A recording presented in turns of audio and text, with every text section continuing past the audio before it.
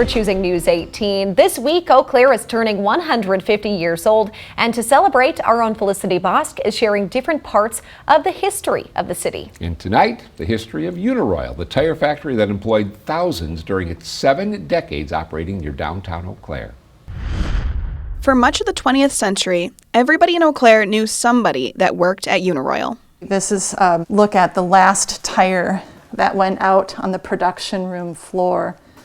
And so that would have been in 1992, right before closure.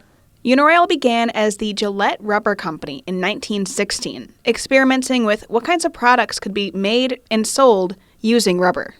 And some of the interesting products that they made, in addition to the tires and the inner tubes, were everything from rubberized picnic coolers to horse collars, because of course horse teams were still in operation at this time as well, and even children's toys. And so that experimentation went in a lot of different directions before they finally settled on tire building.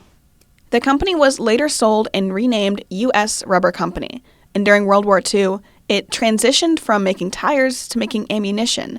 At that time, the company, now known as Uniroyal, employed 6,000 workers. And here is an award that they actually received. It's from the War Department, and every worker would get a flag lapel pin to wear as a symbol of their leadership and their support in the cause of freedom. In Banbury Place, the Tire Museum has photos depicting factory life, both inside and social events outside. This tire factory had a pretty long run, 75 years, and that was rather unusual for a business of that nature. And so literally 3+ generations of local people would have been employed there over those years.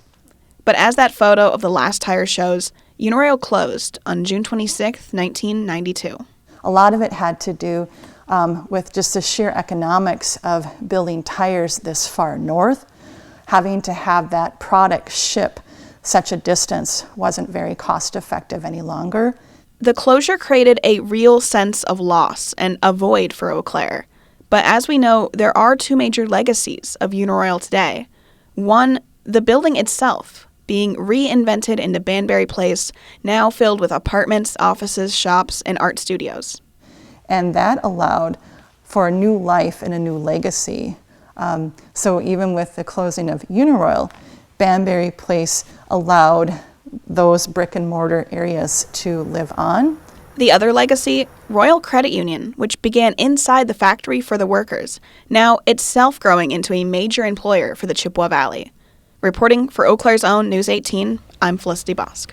Thanks, Felicity. If you'd like to see the other Eau Claire 150 stories we have done this week, head over to wqow.com/history. And tomorrow, News 18 will share another story, this time on the history of Eau Claire schools.